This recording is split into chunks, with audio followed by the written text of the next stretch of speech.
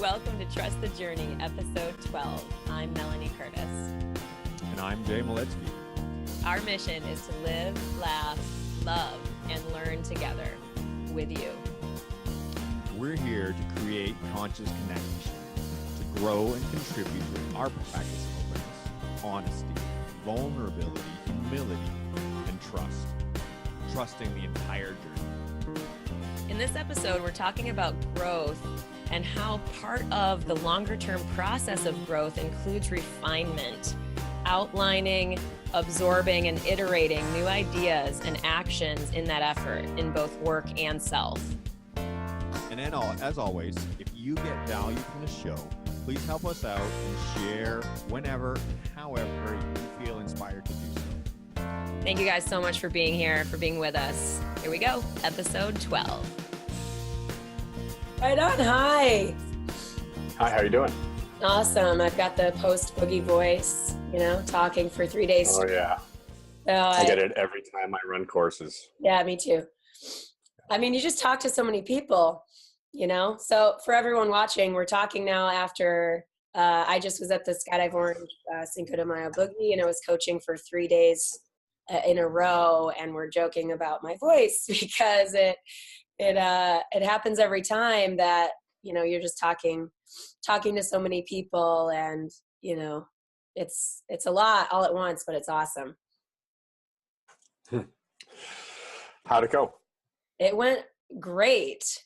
Interestingly, I had a cold come on like 2 days before it, and I did the first jump of the Friday day, and it was just no bueno. My ears clogged up. My ears were relatively ishy, like sort of questionable. So I did one, and it was like painful, like it wasn't dangerous, nothing happened, but it like clogged up and wouldn't clear. And so I really couldn't jump at all the rest of Friday. I couldn't jump at all Saturday, but I coached a lot of new jumpers on the ground, which is something I love to do. So I was able to help a lot of those newer people out, do all that ground coaching. And then on Sunday, luckily, or Saturday sort of cleared out. And Sunday I was able to jump with the remaining stragglers. Great. I would say more than 99% of my coaching from the ground now. I no longer follow the model of having to go in the air with the student to really give them the value return on their investment. And a lot of times I'm very happy when we arrive to the drop zone and it's raining, so that we can actually focus on learning some new things rather than just wanting to go and get in the air and make jumps. Because, the distraction and the tension level when you've got so much stuff going on, it's just not the same as when if you're completely weathered out and you're forced to be stuck on the ground. Then you'll actually get people's complete attention. Yeah. And you can take the time that's often necessary to really dig into topics. Yeah, absolutely. Is that really loud? Can you hear that? The air conditioner just kicked on. Okay, cool. No, I don't hear it. No. Great. Being out of the normal environment, it's a thing. Building this kind of content, it's cool. That's one thing to note of like follow through, like being committed. It's easy when you're like, oh, I just worked 3 days. Oh, I'll just take today off, or I'm too tired or whatever. I know we've mentioned that before, but I feel like that is always something to really highlight, at least in this work, because we're doing it, we're making it happen, we're following through. And I just love that. I think that's a powerful message to send to people, that we can choose to do things even when we maybe don't feel like it, even though I totally feel like it, which, so whatever. Anyway, back to what you were saying. I love that you are an example of doing something differently that you have done a certain way in the past. Like in the past, being in the model of, say, in skydiving coaching, for example, what we're talking about, doing it where you had to go in the air for people to get the optimal value. Like that used to be the model. And now you're like, no, I don't necessarily have to be in the air with them for them to get extreme value from a coaching experience with me or whatever. I like that because I've always been sort of unconsciously in the mindset of I need to be in the air with them for it to be best for them. You know what I I mean? thought totally. There's a standard that we generally adhere to with whatever we're doing. There's a way that things are done, and whether it be coaching or our regular jobs or how we go about our interactions in society or whatever. And there's this just typical standard operating procedures.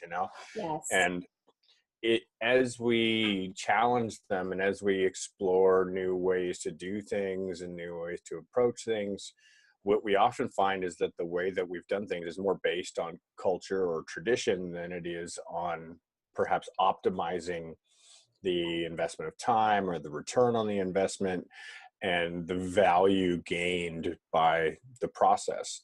Yeah. Oftentimes now, I've been teaching primarily from the ground for, I'd say, 6 or 7 years now. Awesome. And when I see other coaches that go on the plane with them, then I look at them and I'm like, I know from having done it both ways for long periods of time that it's impossible to deliver the same level of attention while you're actually performing the same endeavor that they're performing. Yes. But to just be the outside observer, it doesn't require that you be busy taking care of yourself. You can just be the observer. You can just be there for them, Yeah. and not have to take care of your own interest at the same time. And I often see that when I watch other coaches try to perform the same task while jumping at the same time, that it's very difficult for them to keep an eye on everything. They often miss many of the things that are happening. So Yeah. Interesting. yeah, it's interesting. Yeah. I feel like it's different also. Well, and this is the thing, maybe it's not. And this is part of like me as a skydiving professional, challenging what I have historically done based on what I'm feeling, what I like, meaning what I'm wanting to grow forward into, like how I'm mindful of the experience I had of burnout, what was, more the cause of that, like really trying to look at how do I want to be involved in skydiving in particular, because that's my area of profession. And that's why I keep using that as an example in this case, because I shared this before where on a previous episode where I had spoken to Pam and she asked me to come to this event. And I was like, oh, really sort of nervous to work again because of burnout. Because I'm like, I am 100% clear that I don't want to burn out again, that I don't want to lose my love of skydiving again. You know what I mean? Like have that painful break that I experienced, which is bigger than just burnout, of course, but what I then decided as I reflected was I'm going to try to really consider what would I need to want to do it so that I can show up there in an energy that feels completely like open and free and good and positive to me, where I am now at this point in my career, totally okay with if what I need is not in alignment with what they need.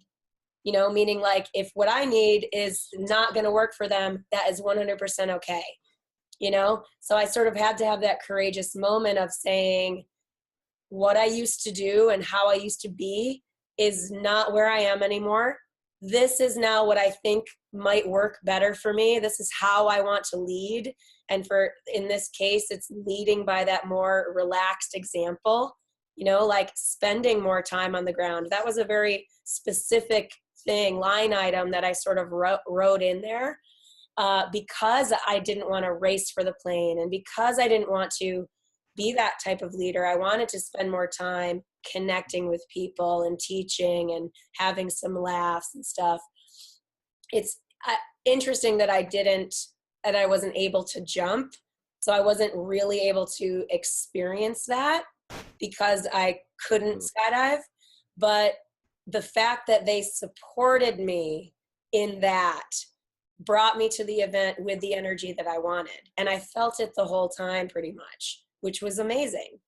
You know, the only thing that I would note, which is interesting too, and I'm sort of verbally processing, this is like in the moment, but was I noted how when I couldn't jump, I was like, oh my God, I want them to I want to make sure that they know I'm really still adding value. And, you know, like I noticed that old sort of fear thought come up of like, I have to be doing a ton in order for them to think it's good and valuable. And so I was able to go like, no, I'm totally being of service. I'm always going to be in high integrity and work ethic. Like, it's okay. Like sort of really seeing that and relaxing back into this is high value, me coaching from the ground. And, you know, they're cool with it. They just want to have me around in their, you know, on their team and stuff like that, which is tough. I don't know. It's hard to take that in, I guess. It's like a process to like really absorb that. A lot of it's the return on investment piece, right? It's about having a clear communication between you and your customer or your clients, whoever you're working with, about exactly what's expected and what's to be delivered, and where the license is to take that and develop it in your own way. And you're the expert, you know, whoever's the expert in this area. And that return on investment thing, it's a really big piece, right? Because it's very easy to make assumptions, to make expectations, to plan and to think, oh, okay, well, you know, this is the way that I've always seen it done, so this is the way that I expect it should be done, or this is the way I've done it in the past, so this is the way I think I have to do it now.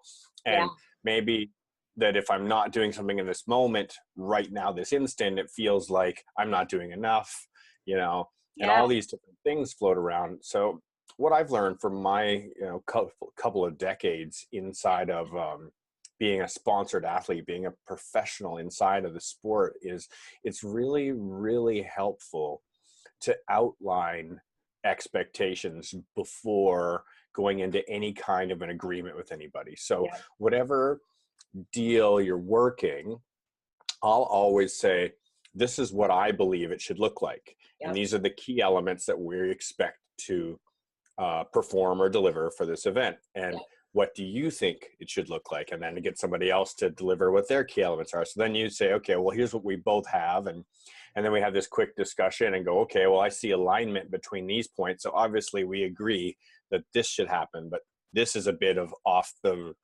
doesn't necessarily line up with something I would do. Like if somebody said to me, oh, you know, well, maybe you'll go and do some demonstration swoops or whatever, I'd be like, no, I'm not going to do that. It's not what I do, you know?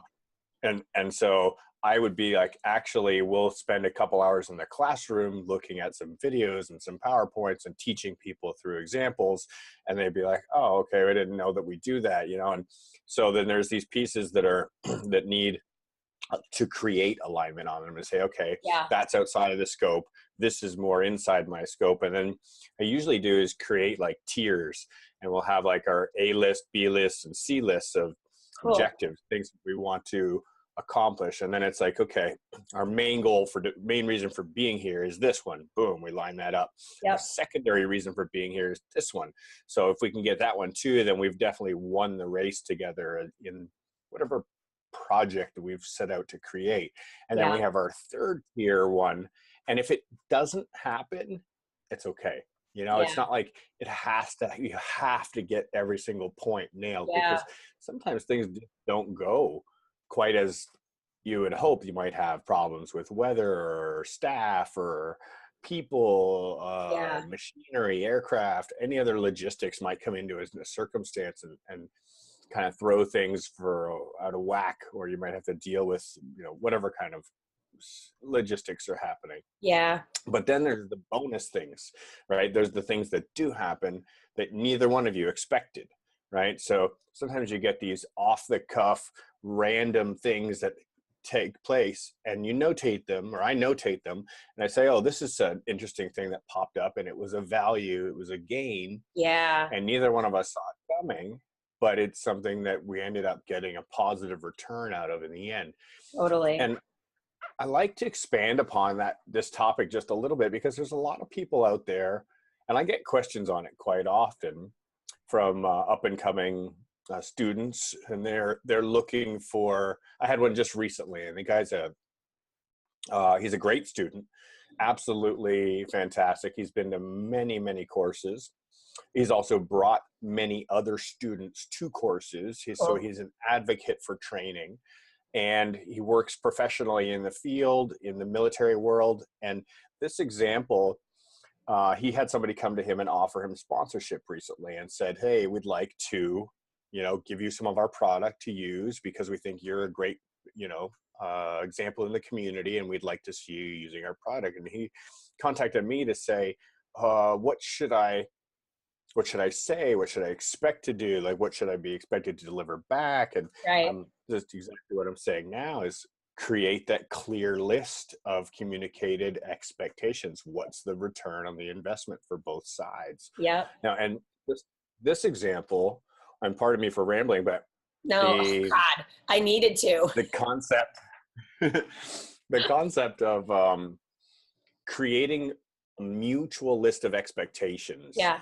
Is a really powerful one, whether it's inside of sport or inside of business or inside of friendship, yes, love relationships, any kind of relationship. If you can just take the time to say, here's the things that I think I want out of this interaction, and this is why it's important to me. Yeah. And then give the other person a time to the other party involved a time to speak and listen to what they have to say and write them down. Yeah. Notate what they are so that you both have a list. And one of the things that becomes a very powerful process here is if you were to both write them down, you'd find that the lists don't line up. Yeah. Right? The lists end up having little tweaks and differences. So if you do it on a mutual space, like a whiteboard or a computer screen or a notepad that you both use, then it's mutually formed. And so I think both processes have value and merit, where you say, I come in with my list of things that I think should happen. And they say, okay, well, here's my list of things that I think we're here for. And let's make a list out of the two. Yeah. I think when people get attached to the outcome of that, like that's what I think blocks people from doing that.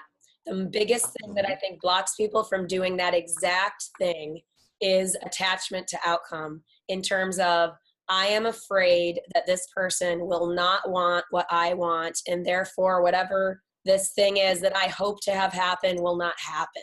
So you know what I mean?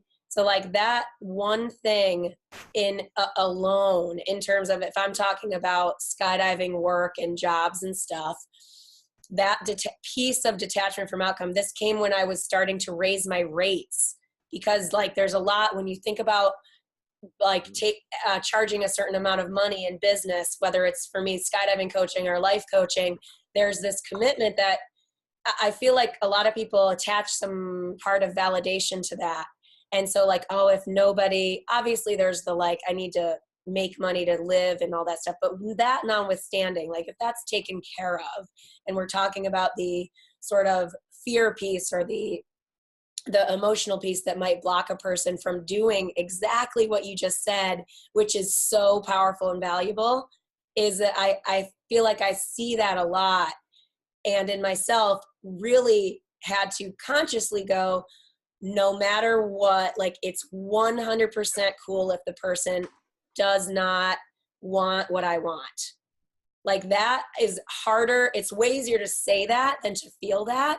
But I think if we talk about practicing things that are difficult, that like detachment from outcome, which again is like, how do we practice that? It's a mindset. It's a thought that we have. It's a detachment from a fear. Like there's nothing literal that we can do to practice detachment from outcome. But what we can do is go, oh, Jay Maletsky said to do this thing about making a list and sharing it with someone I care about and toward a job or a goal that I have that I care about. Oh man, I'm nervous. I don't really want to share it. Oh, maybe I'm not deciding not to share the list, or, oh, I'm finding other things to do. I'm not sending the email. There's loads of ways unconsciously that will show up where we don't do exactly that thing. And I think a lot of it, anyway, I'm just saying a lot of it, I think, comes from this detachment piece, or this attachment to outcome. Because theoretically, if they don't align and there's no, you know what I mean? But I think people forget that that's part of what builds trust. There's so much value in the experience of that communication. Like Pam and I have a better trust, a better relationship, because I was willing to say, hey, I so appreciate you asking me. Thank you so much. I've really thought about this. This is what I think I need to want to come with full energy and positivity to your event, which is the only way I would want to come. You know, it's a lot of it's based in fear, right? Like the base element is, oh, maybe this isn't going to be, so I'm afraid, so I don't, right? And so that concept, is fear of misalignment, fear of failure, fear of whatever. It's all based down to fear. Agreed. And if you don't go for it, or if you don't share your thoughts or speak up, you often find is that you end up committing to something that you didn't want to do. Yes. Or you create a misplaced expectation. So, you know, I've seen it happen time and time again where an event organizer, you know, conceptualizes one idea of what they think that you're going to be or what they want you to be, and they book you on some concept that's what you're probably going to deliver, and then you're there and that's not what you are. And so now you have a missed expectation, or a failed expectation, and that's much worse than being clear about what you actually want to deliver or are going to deliver. I had a person contact me just a couple of days ago to come to participate in an event. And the first thing that they did was lowball me and try and offer me some free registration and a couple things to come and participate. And, you know, I very quickly said, no, thank you. I'm not interested in participating in your event as an attendee and, you know, having a free registration for my efforts. This is my living. I'm professional. I've been doing this for 18, 20 years. And, you know, it's like this in a lot of areas. If you're not, I think the best examples are when you look out into society, when you often sit in your seat of life. If you call a plumber, or you call an accountant or a lawyer or somebody that you need to do a job for you that you can't do, but there is a specialty skill related to it, you're going to pay, right? Because it's taken them years and years of their life of being dedicated to something to become an expert in it. And I know if I pick up my phone and call my accountant, it's at least $150 an hour. You know, if I call my lawyer, I'm paying $300 or $400 an hour, you know, like it's expensive, you know? And when somebody calls and says, oh, like, hey, will you come do this job? And, you know, can you do it for free? Or can you do, you know, as part of, you know, some bone? And you're like, actually, no, thank you. You know, it's much, I feel much better saying no to a job, or saying, here's my stipulations, or here's my rider about what I need to be able to perform or to be able to work or coach or whatever it might be, that they have to fit this, you know, list of items so that our expectations do align. And a lot of the time, I mean, I'm afraid for sure, you know, like somebody says, hey, will you come and perform at one of our events? And I'm excited. Yes, I want to come perform at their event, because I like for inviting us. Like, yeah. You know, I really want that participation. I'm looking to develop that skill in my life. But I mean, this happens in the music world all the time, is they say, oh, come out, it'll be great exposure. Yep. You know? Yes. And at a certain point in a career, that's high value. At a certain point in a growth process, that's high value. For example, ironically, this is a particular week where, so I'm wanting to grow as a speaker, as a life coach, you know, more keynote style speaker, right? So in the skydiving arena, I fall more into like, I don't want, exposure doesn't carry a value weight for me at all, Yeah. really. Not much. It's like maybe this much. It's a low value because I have my own stuff in place to create the, you know, online presence or business presence I want in the skydiving world. Whereas this week I'm doing a keynote speech for free because I want the experience. I mean, they're paying for like my travel and my lodging, so I'm not spending money to do it, but I'm totally willing to do it for free because, and I made that choice. I feel great about it. You know what I mean? Like if it were an educate, like it's different. There's different sections of like, where do I feel strong? Where do I want work? Where am I willing to grow? What community that I'm not connected to, that being positioned in the place of keynote speaker would give me some like extra ability to connect and impact an audience. That stuff I'm considering because it's a new place I'm growing. It's a direction I'm excited to grow and that I feel like I am willing to pay my dues. So I completely agree with you. And for people listening who aren't maybe this far along, that yeah, there are times when I took skydiving work, when I would, like the first skydiving organizing job I ever got, I got a comp slot at Z Hills in like December, way back in the day, and it rained and we did like 3 jumps. But that was a really valuable experience for me then. I don't even know what year that was. It was a long time ago. Hashtag old.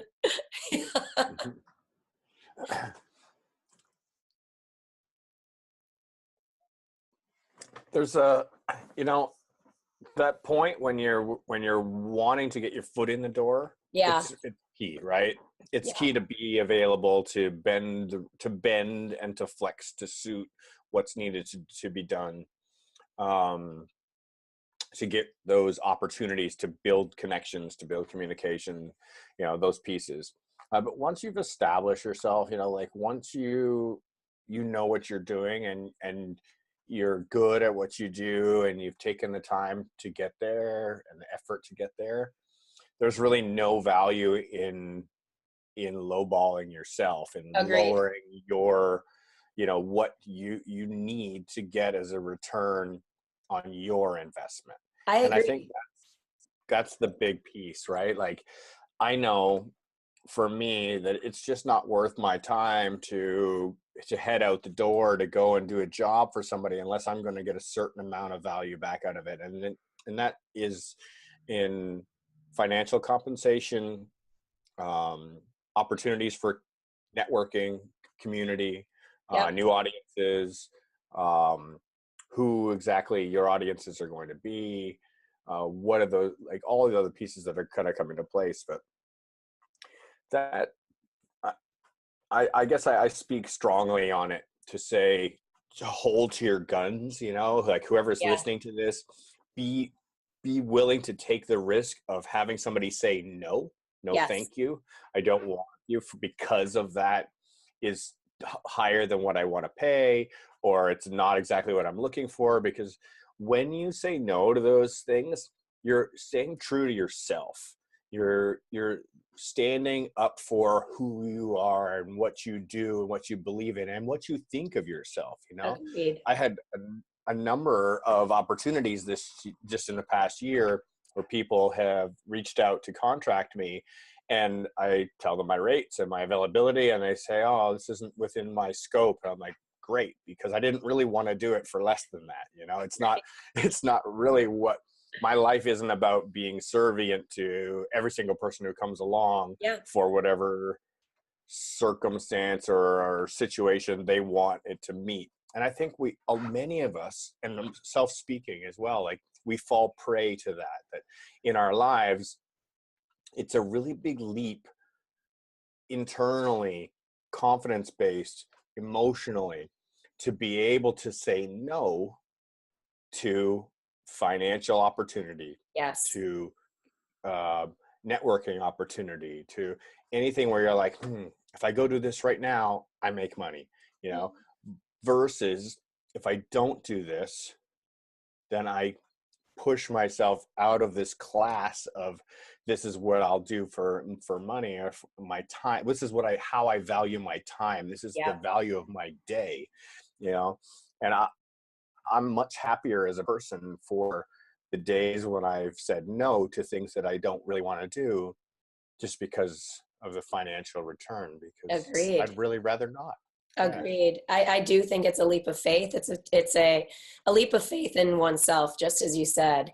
I also genuinely believe it to be a disservice to the person you are working with if you say Absolutely. yes to something that in your gut you don't want to do. It is not serving them. It's a lose-lose in that scenario, in my opinion.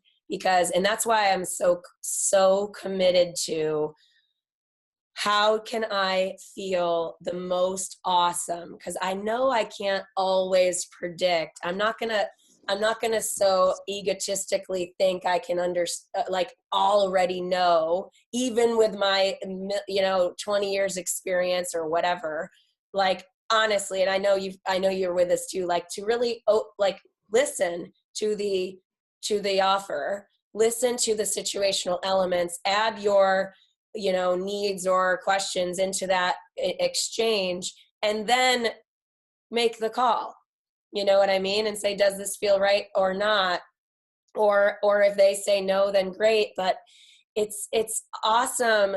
I think it's just a piece of the growth phase when one is doing this type of work or growing as a business person or whatever. Like, even there's so different phases of this growth where it's like, is this, and identifying the ways we want to grow, like at that certain point, I'm not really articulating myself very well, but like at a certain point we focus on how much do we charge? Like, I'm imagining you as a DJ musician, do you get paid already for that? Like, is that, like, I don't even know where you're at in that process at growing in that part of yourself, like, how much do you charge? And like, I feel like that's all there in lots of different pursuits if we grow and want to be professional at the things that we're doing.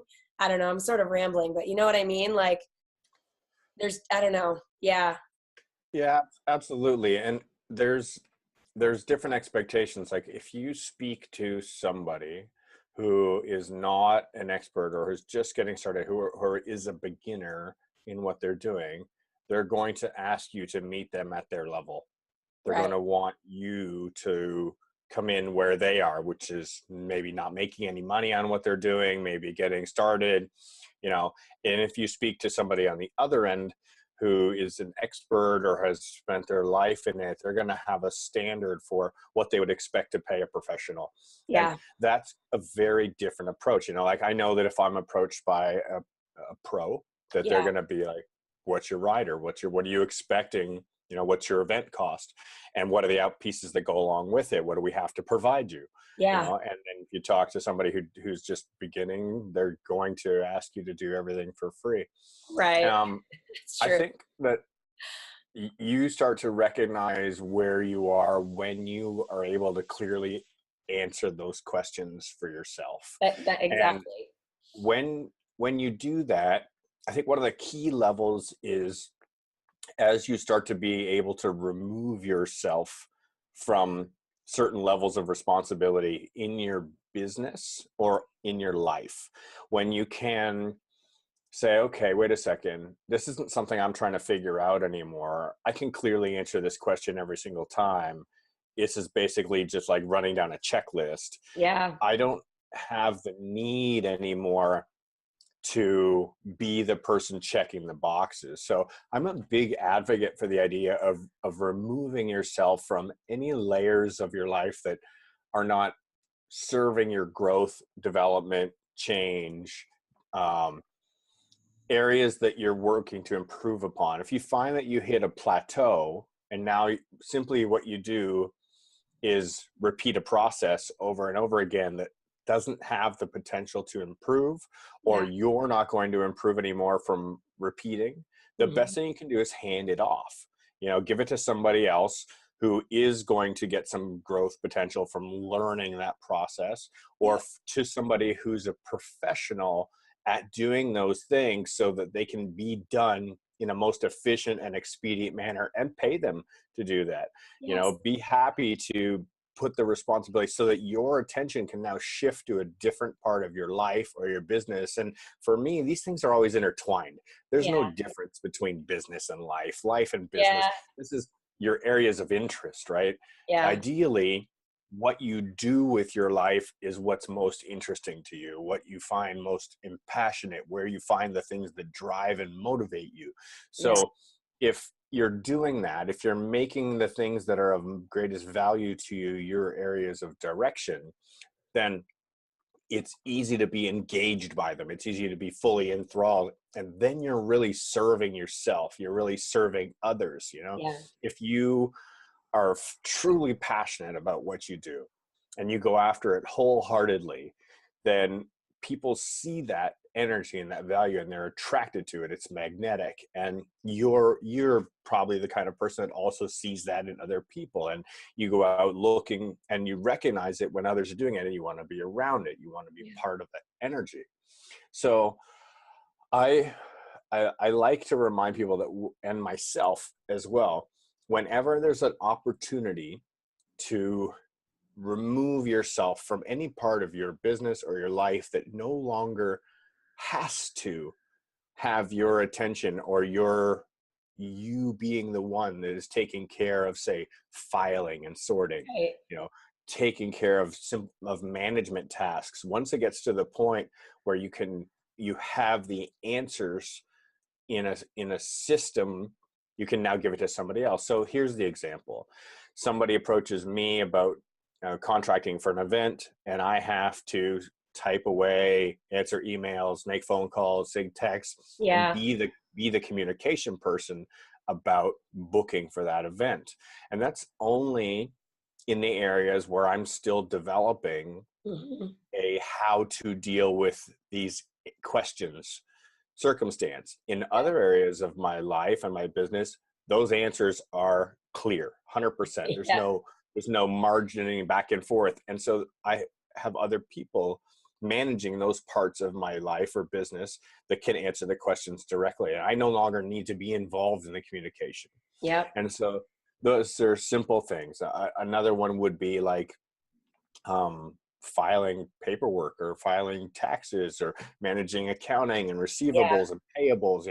I used to have to do all that for my business, and now I push it off. And I have, I'm an owner of multiple businesses. Yeah. So in some of my businesses, I still manage layers of that until that business grows to a point where I'm ready to then give it to somebody else to manage. And in other businesses, it's been handled by somebody else for a very long time. Yep. So it no longer needs my eyes or hands in it. And I think that this is true growth. This is really that ability to let go of controlling every little detail of something, which never serves us. It's never of value to be entangled in all the little micromanaging details of everything. It's so much better as far as movement and development and change to be at the front of the curve, to be pushing the boundary of trying new things, making decisions about risks, about exploring ideas, about pioneering or entrepreneuring, and about making and developing ourselves in the process. Definitely. Right? Figuring out who we are and what do we want our next steps in life to be. Yeah. And that's what's so fascinating about doing that inside of something that is theoretically so old for me, like this experience I'm cultivating for myself inside of skydiving, an environment where I had a lot of entrenched views because of the length of time that I've been in it. Like, for example, and this is sort of random, but it's a piece of growth. So since I am, like you, called so much to growth, it's the question for me is, how can I participate and be inside of this experience that to me feels like it doesn't have any or much area for growth, AKA skydiving coaching, AKA boogie organizing, AKA those types of jobs, right? So that's now something I'm very intentionally looking for areas where I can grow. And so it's like what we were talking about with the email before, but this is another way that I'm finding some growth is that, and I feel like I've mentioned this in our conversations, maybe I have not, I've shared it online, is that I haven't been drinking alcohol for over a year now. And I like that. I did it for myself, just emotional balance and physical health and supporting my goals and yada, yada, yada. Doesn't really matter. The fact is I like and I'm committed to that. And one of the cultural elements of skydiving is the party and the, drinking a beer at sunset. And that's all cool. I've been a part of that as well.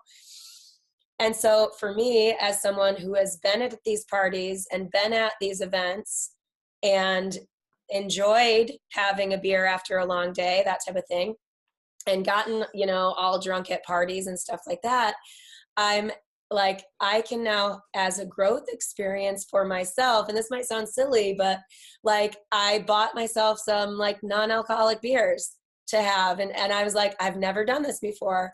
I'm going to see if having a couple of those at the party feels fun to me.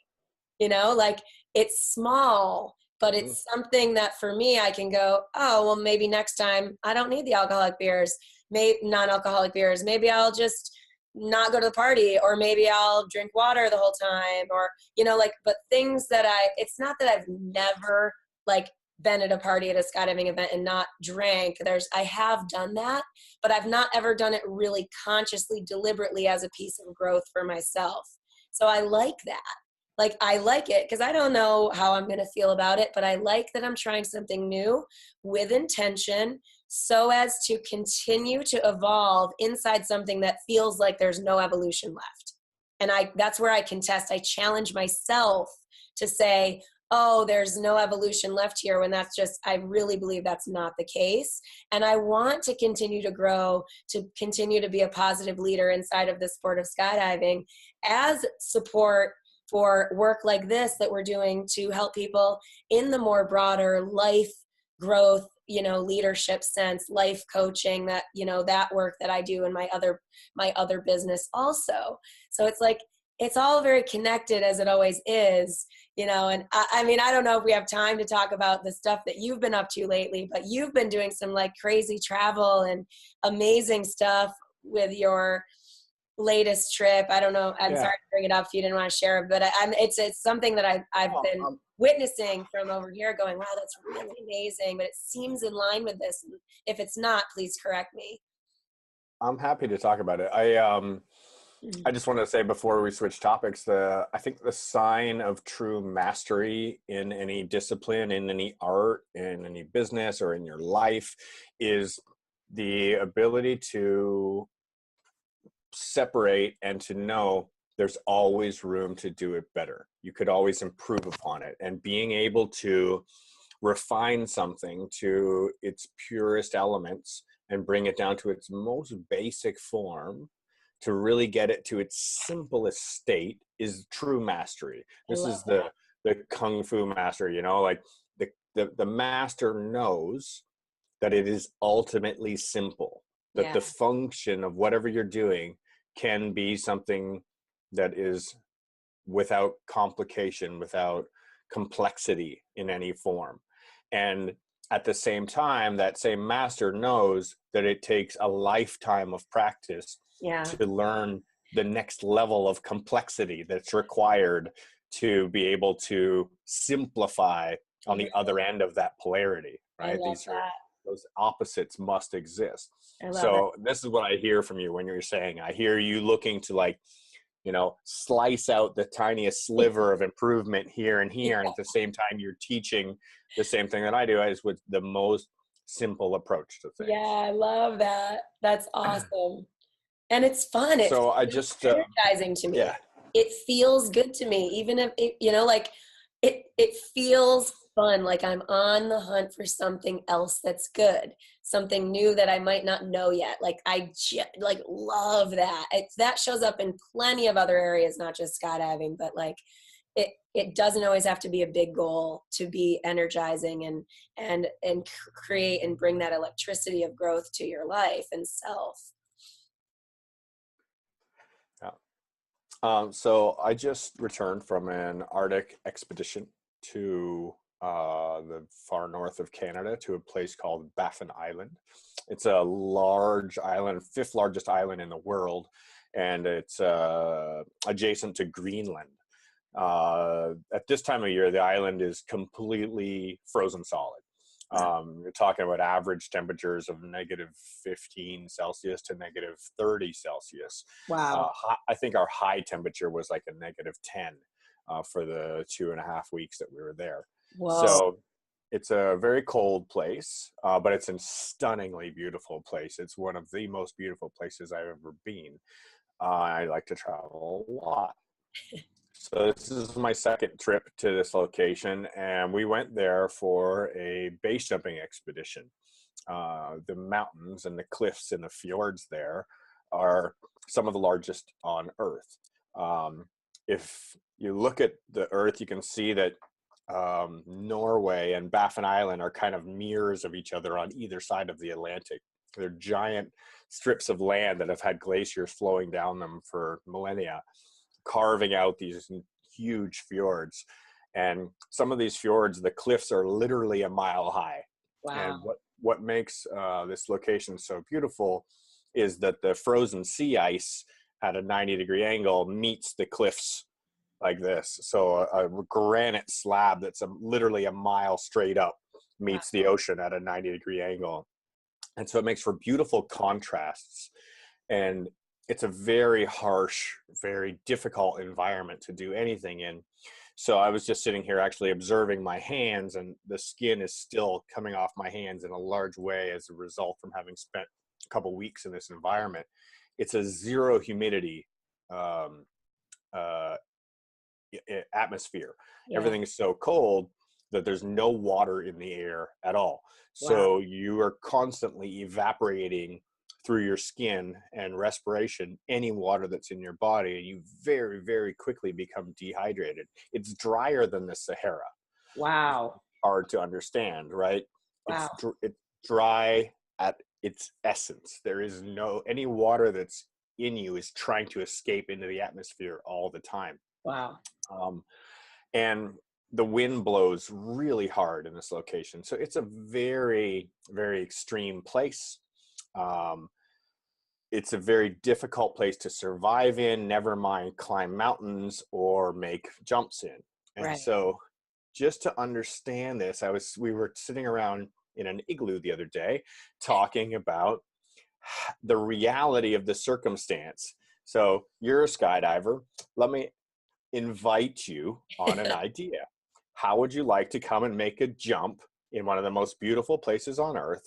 But hold on, I have to say that the air will burn your skin, because the wind chill of falling at 100 miles an hour puts the air temperature at about -75, -80 Celsius. So any exposed skin will burn immediately. You have a couple of seconds. If you have any exposed skin, it's going to torch. So most people can't conceptualize the idea. You literally have to perform like an astronaut. Yeah. If you let any of your skin be exposed to the environment, it's going to be burned and damaged. Yeah. So you can't have any exposure to the air. You have to have absolutely everything covered. And one of the participants on our expedition, one of his balaclavas failed a little bit, and he had little cheek exposure and a little bit of nose exposure, and he's got big burn blisters down his face. Wow. from the moments, literally seconds, that he was in the air for while flying. Wow. So it's a really intense experience. I had been the only person on this expedition who'd been there before. So a lot of beginners to this environment, many people very experienced jumpers or in different areas of life, but none who had been to this particular location before. What I like to remind people of when I get to something like this is keep it simple Yeah. stupid. Stupid. Right? Yeah. So Yeah. when you jump off of a cliff or jump out of a plane, there are three things that need to happen. You need to exit the object safely. You need to open a parachute, and you need to land the parachute, right? Exit, open, landing, right? Yep. So those three things have to happen. And I have to remind myself as well as others to the needs to create those actions. Like, what are the little details that are going to potentially affect those from being able to happen? So to get a good exit, you need good footing. You need to have your wits about you. You need to be focused. Yep. To open a parachute, your fingers need to be working. You need to be able to reach to your handle. You need to be in a good body position. You need a couple Yep. basic things. And then to land the parachute, you need to be in a clear area that's going to allow for that. You need to hopefully be facing the right direction.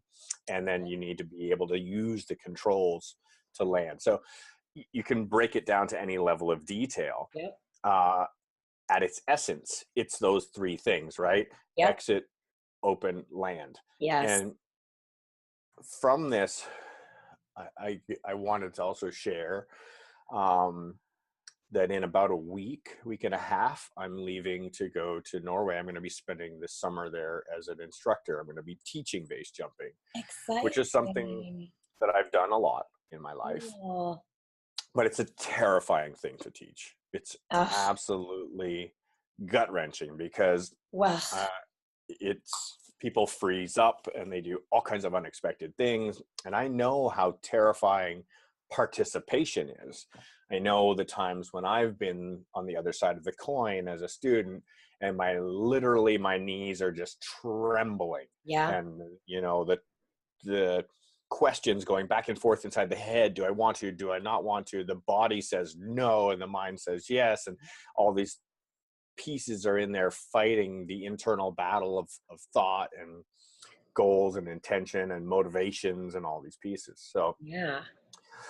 very exciting for myself that I'm going to take part in another area of growth. Yeah. Returning to something that I've taught for a long time, but I've actually Yeah. taken a break. This is so exciting. Seriously, Jay, like, I think this is, just to interject quickly, is that this amazing experience that you've created for yourself with your friends and at Baffin Island, and having this very extreme experience, but making it happen and going through all those details. I love that growth can show up in so, like, that, what you were saying earlier of like the details and how like acknowledging me for finding a slice or a sliver of growth in something that seems very known. And alternatively, that your trip is such a great example of cultivating a bigger experience that creates growth and expansion. Like, I love that they can that it's all over the scope. It's just, it's so fascinating to me. And I like that, because people who are watching this or whatever, it's like you can go both directions. Whatever fits in your world, or whatever you're called to do right now. It can be creating something bigger. It can be finding the sliver. It can be circling back to something you've done that maybe you're wanting to revisit with new eyes or whatever. I love it. I love it all. I'm a huge fan of exploration, of pioneering, entrepreneuring, trying new things, being on the forefront, on the leading edge. I also love refinement. I love efficiency modeling. I love figuring out how to do things better, faster, smoother, with less energy, with less in time, more directly. But it's the journey, right? It's the process of those engagements. And for me, I think base jumping is an incredible analogy. Most people think of base jumping as if you've not participated in it, I've never base jumped. They think of it as high. It's like skydiving. They think of it as very high adrenaline. Like, it's going to be like alternative rock music pounding, and it's going to be like, bro, go do this, bro, and like super intense. And it's actually not like that at all. You know, it's a meditation. It's oftentimes silent and incredibly introspective. And for the example of para alpinism, jumping big mountains with parachutes, is the jump is simply the last 1% of the mission, you know, and 99% of what you're doing is about getting you to the point to be able to then use that function of jumping to get back to where you started at the beginning. Yeah. So the mission is to get to the top of the mountain and to fly down safely, not to fly down, Right. you know. Yep. And the journey is spent with others also interested in achieving that goal of reaching the top of the mountain. And sometimes you do it alone, as a solo effort, and most often it's done in teams, small groups, you know, 3, 4, 5 people at a shot. I was very fortunate on this past trip to be able to make my second solo jump in Baffin Island, which means being on top of one of these epic peaks in the Arctic in, you know, negative 25, negative 30 degrees Celsius alone. On top of one of these giant mountains. And I was fortunate this time to reach the summit of the mountain just a little before sunset and be able to stand in this epic landscape devoid of much life at all, and very, very harsh, and just to take it all in, you know. And honestly, the jump doesn't get me that excited anymore. It's not something that is like I'm amped up about, or I'm nervous or jonesing for, and there's no like, the jump is simply the escalator ride back down to where everything started from. And the summit experience, the peak experience, is literally standing on the top of the mountain, you know, and being present to the journey that has brought everything to that point of being able to be there and just take that all in, be present and alive in that space, and grateful for the opportunity that each of us creates for ourselves to be able to have that moment of being present, of being there. Yeah, 100%. I think that frame, and we've mentioned this definitely before and will again, that idea of the journey. It's funny, I posted an article or read an article the other day that mentioned the arrival fallacy, the concept of the arrival fallacy. You know, that when people focus on the jump or standing at the peak, or that as their source of happiness or peace or fulfillment or whatever, that it's often a letdown, because it's so much more than that. You know, like if we only focus on achieving the goal and that's when we'll be happy, or this is what will give me a sense of, you know, I'm okay in life, or whatever we're looking for, you know, whatever we're looking for. And if it's only at that moment of standing on the peak, we have such short periods of time of fulfillment and happiness in life, you know? So it's like, be mindful of the goal and focus on the journey. It's like, I've time and time again, that's been proven to me in my life. You know, I'm a huge fan of the concept of the journey. And with that, I just want to touch in the last few minutes here on the concept of presence and flow, and that presence to your current moment. For me, I often find it most engaging when I've got some element in my life that I'm following in which I'm passionate about. If I've found something that I love to do, and it could be reading a book, it could be playing music, it could be running or riding or some athletic endeavor, it could be communicating with somebody else, you know, and really being engaged in that flow of like conscious connection with somebody.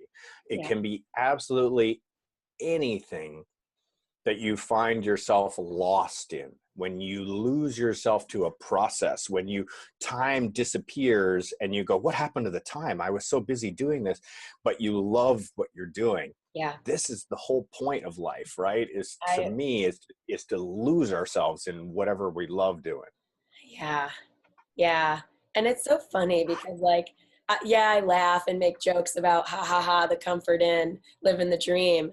But like, I'm just as happy here in this moment doing, having a moment in the comfort in with my coffee and talking to you. Like it's all like that broader appreciation of it is, I mean, I'm not saying it like, oh, that's the right way to be. It's just in my experience, if people are really wondering how I'm peaceful and happy in most moments, and it's not all moments, of course not, but in most moments, it's because I am resting in that presence and gratitude for where I'm at, and noticing those details and going, oh, this coffee tastes delicious. Or, the angle of the computer is better with the light from the window when it's sitting here versus at the desk. Like, cool. I like it. It's like, I'm boiling it down to those very narrow details, but that's, for the sake of illuminating something that doesn't sound cool at all, like, but there can be so much greatness in that too. And I think that like for me too, like a simple thing, like I love a good cup of coffee, but I like a really good cup of coffee. And so I'll turn down the average cup of Joe so that I can have a really good coffee. That's fair. And I'm going to appreciate it so much more. Totally fair. Learning, high level of experience. And that's the relativity, right? Like, yes. It's as simple as that. Like, no, thanks. I'm not going to have the hotel coffee. I'm going to go get a good one. Exactly. There's so much more. I mean, I feel like next time we can talk about who knows what, but like, I feel like another conversation on flow and expanding that, and we'll see what comes up. But again, guys, for people watching, please let us know what you would like us to talk about and touch on in the future, because we want you to be a part of our process and conversation too. This is to add value for both us, but also everybody with us. Yes, I'm excited to hear more. Thank you everyone for listening and for being a part of the Trust the Journey family. Another episode in the books. Boom! Please tweet, share, post, email, whatever, however you are inspired, or with anyone you think this show might help. Join us next time on episode 13, where we'll be talking confidence, climbing the mountain as a spiritual metaphor, the mindset of this is fun, and how can we ditch this attitude, this is hard, in whatever struggle we're facing. Thank you guys, as always, for being with us. We love you. Say it every week, mean it every week. We love you. Remember, keep laughing, keep loving, and keep trusting the journey.